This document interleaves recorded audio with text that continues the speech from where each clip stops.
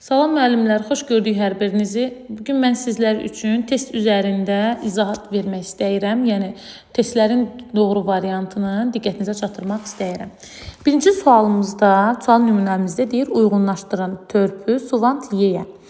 Gəlin biz bunları uyğunlaşdıraq. Törpü nə idi? Törpü bildiyimiz üzrə iri çətməntələri olan tablandırmış tircikdir. 1-ə aid olur, deməli C. 1-ə aid oldu C. 2-yə nəzər yetirək. Suvant nə idi? Suvant da dedik xırda çətməntələri olan tablandırmış tircikdir. 2-yə aid oldu A, 3 yeyədir. Yeyədə isə aid olacaq B variantı qalır. Müxtəlif hündürlükdə çətməntələri olan tablandırılmış tircikdir.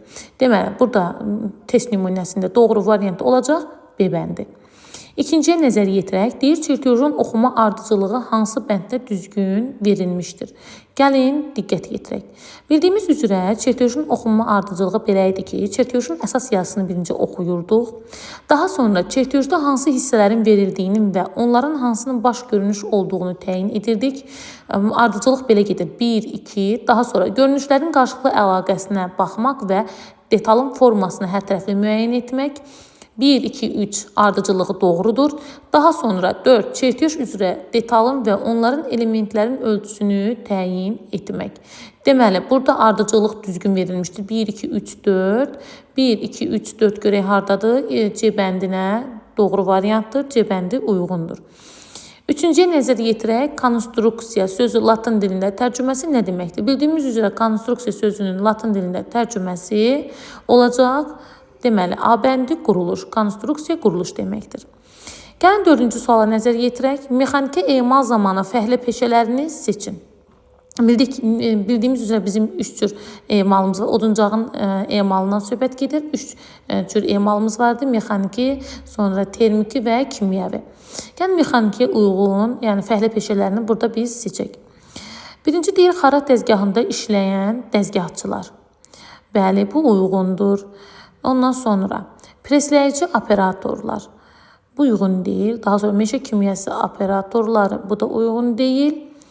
Daha sonra keçən baxağın selüloz bişirənlər. Bu da aid deyil.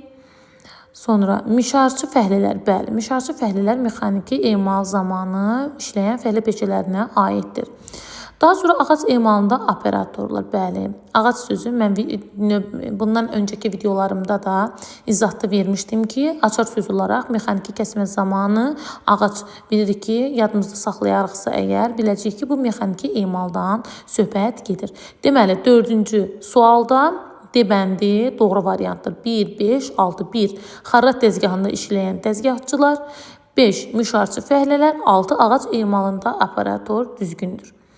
İndi 5-ci sual nümunəmizə baxağın. Oduncağın mexaniki emalı nəticəsində alınan məmulatları seçin. Burada mexaniki emal zamanı fəhlə peşəsindən, burada isə mexaniki emal zamanı nəticəsində alınan məmulatları biz nə etməliyik, seçməliyik. Birinci kağıza baxağın. Kağız bura aid deyil.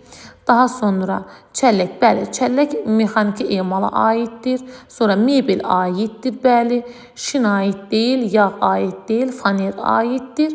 Daha sonra isə pəncərə aiddir. Burada olacaq C bəndi 2, 3, 6, 7. 2 çəllək, 3 mebel, 6 faner, 7 isə pəncərə doğru variantdır.